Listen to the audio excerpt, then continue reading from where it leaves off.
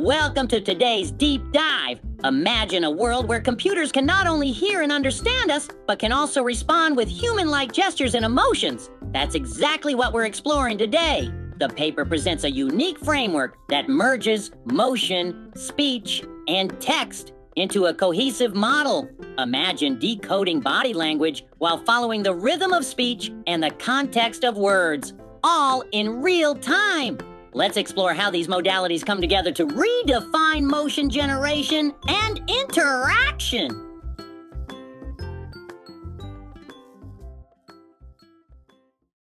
Hey everyone, let's dive right in.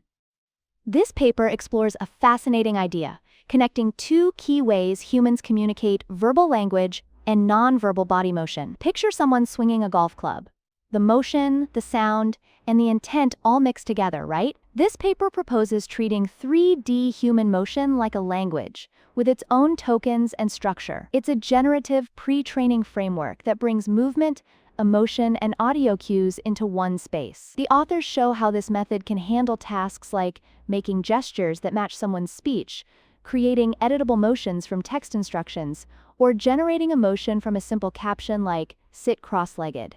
They're even asking deeper questions, like how body movements reveal emotions. The main idea? Motion isn't random. It's a language we can decode to better understand intent and expression. Now let's dig a bit deeper into why this is so important. Human communication is naturally multimodal. We don't just talk with words. We use gestures, facial expressions, and posture. All these signals work together to share meaning. Imagine how valuable this is in video games, films, or VR experiences, where virtual characters need to look and feel real. But there's a challenge. Many existing motion generation systems focus on only one input, maybe text or motion data. They don't blend multiple forms of communication effectively. This paper offers a new framework that unifies both verbal and nonverbal elements using a multimodal language model. It's flexible enough to accept text, speech, and motion in any combination, which is a big jump forward. Not only does it perform well on gesture generation, but it also opens doors to exciting features like motion editing or emotion recognition. It's a fresh step in bridging words and movement for more natural interactions. So how does this all come together? Think about human motion as a mix of signals from speech, text, and the environment. Traditional systems stick to one type of input, like only speech or only motion. That can work for a narrow task, but it struggles when data is varied or limited. A cool solution is to use multimodal language models. These models can handle various inputs, text, audio, motion, and output practically anything we need. They're already successful in tasks like question answering or generating audio. But using them for speech to motion is still new.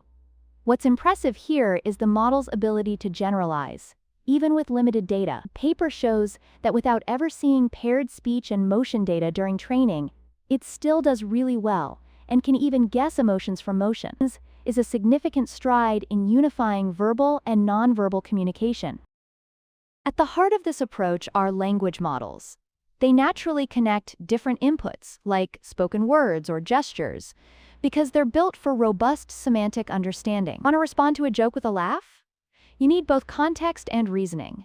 That's what these models do best. To handle human motion, the paper breaks it down into parts: face, hands, upper body, and lower body, each as its own sequence of tokens. These get fed into the language model, letting the system merge verbal and nonverbal cues. Training happens in two steps, RC.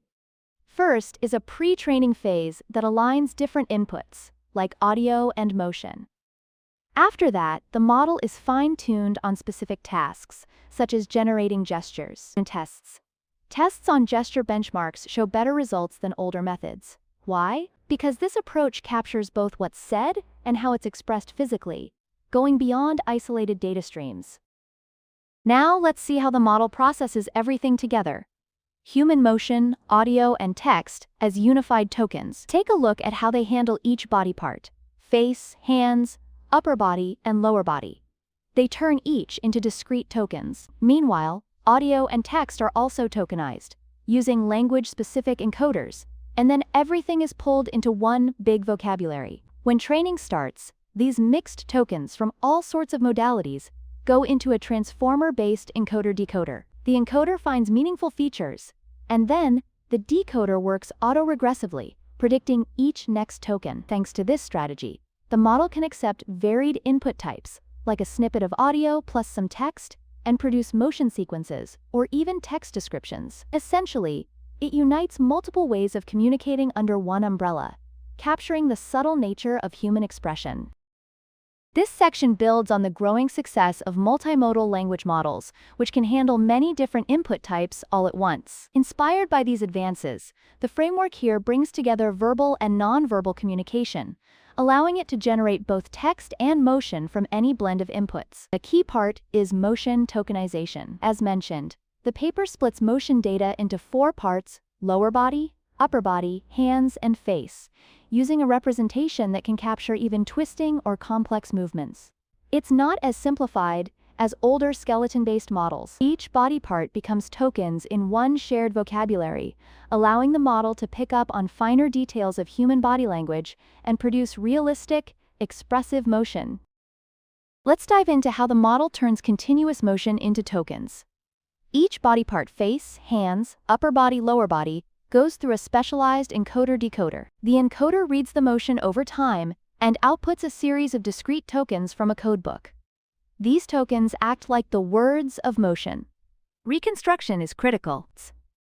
The model ensures that when it decodes the tokens back into motion, the result matches the original as closely as possible. It uses multiple loss functions to keep tabs on accuracy, velocity, and other subtle factors. If you look at Figure 2, or the relevant figure on this page, you'll see the pre-training process, where the model learns to translate between audio, motion, and text. By unifying these vocabularies in one model, it's ready for a range of multimodal tasks that require a deep grasp of human motion. Now, how are speech and text turned into tokens? For speech, they use a system called HU-BART, which quantizes the audio at a lower frame rate, producing discrete tokens. For text, they use sentence piece to split text into smaller pieces that are easier for language models to handle. Mixing these tokens together creates one big multimodal vocabulary that includes audio, text, and motion. The paper also mentions a clever pre-training strategy aimed at modality alignment, especially given the challenge of unpaired data. It learns patterns like, when the face is smiling, the hands might do certain gestures. It also predicts one body part's motion from another, helping the model understand how different parts of the body move together. This approach boosts its ability to handle complex human motions more effectively. Here, the paper explains temporal and audio-text alignment tasks. Temporal alignment deals with the progression of motion over time. The model masks certain frames and tries to predict the missing parts, which helps it learn how we naturally move from one moment to the next. Audio-text alignment uses paired audio and text. The model might be asked to turn an audio clip into a textual description or the other way around. This cross-modal training makes it really good at pairing different modalities. They use a 220 million parameter transformer, shared across all these tokens. Each input is turned into tokens and processed in sequence. This lets the model switch smoothly between inputs, like going from text to motion, without missing a beat. After the pre-training phase, the model focuses on specific tasks like co-speech gesture generation, text-to-motion, and emotion-to-motion. It uses multitask learning to polish these abilities. Templates guide the model, instructing it to generate movements that sync with a certain audio track, for instance. Then the paper goes into experiments. First up, co-speech gesture generation. The researchers test on the Beat v2 dataset to see if the model can produce gestures that match the speaker's words and rhythms. Traditional approaches often rely on data from a single speaker and don't generalize well. This new approach aims to be more flexible, handling a mix of verbal and nonverbal data. Next, we see the model's results on co-speech gesture generation. If you're looking at the Beat v2 dataset, they evaluate realism, how well the gestures match the speech, and the variety of gestures produced. The proposed model beats previous methods across all these metrics. It syncs movements to speech more naturally and keeps the gestures interesting. There's also an ablation study that shows what happens if we remove certain parts of the training process. Turns out, both language pre-training and multimodal pre-training matter a lot.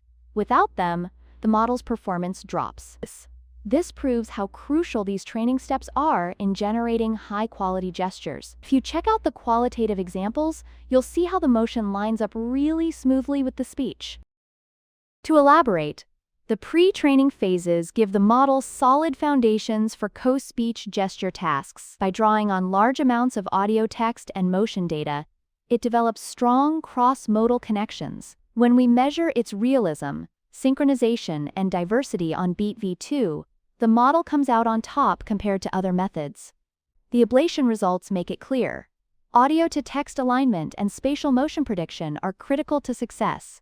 Dropping them degrades the quality of the gestures. Also, using pre-trained language models helps the system grasp the meanings behind words, which leads to better motion predictions without tons of manual tinkering. Now look at Figure 5 or the examples on this page. They compare gesture generation from several methods: ground truth, EMAGE, SynTalker, and the proposed model. The input is some speech content, like, "I'll go shopping if I'm not that tired," along with the audio's rhythm and pauses. Each method tries to generate gestures that match the content and feel of the speech. The ground truth row is what a real person did, EMAGE, and SynTalker try their best but sometimes look stiff or have awkward transitions. By contrast, the proposed model appears much smoother and more expressive. You can see how it captures subtle speech rhythms and meanings.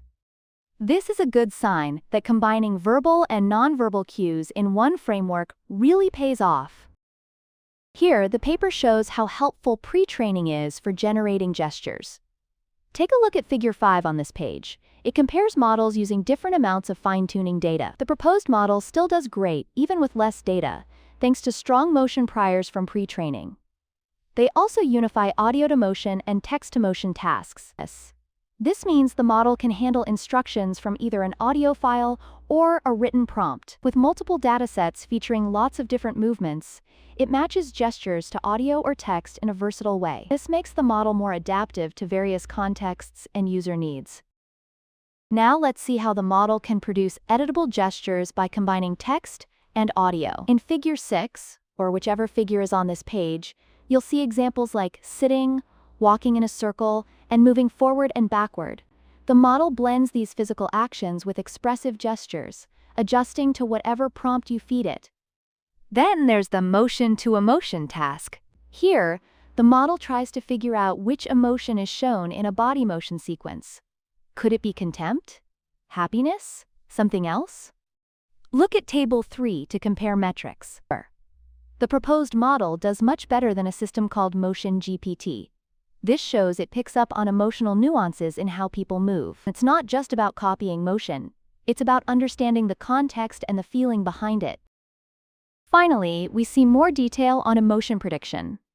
The model examines body language to guess if someone's happy, sad, or even contemptuous. This could be useful for mental health applications or interactive tools.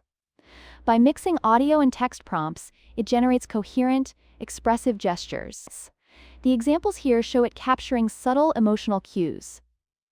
Compared to MotionGPT, this method wins by giving deeper insight into how gestures express emotions. Moving forward, the paper notes that further improvements could be made, such as polishing motion coherence or exploring continuous tokenization techniques. But the main takeaway is clear. Unifying verbal and nonverbal cues opens up more natural, flexible human-computer interactions. And that wraps up our deep dive today. We've seen how the paper brings together speech, text, and body movement into one unified model. If you flip back through the figures and tables, you'll catch all the details on how they tokenize motion, align audio and text, and generate gestures that feel lifelike and expressive. Thanks for listening, and hope this gives you fresh ideas on how language and motion can blend in future projects.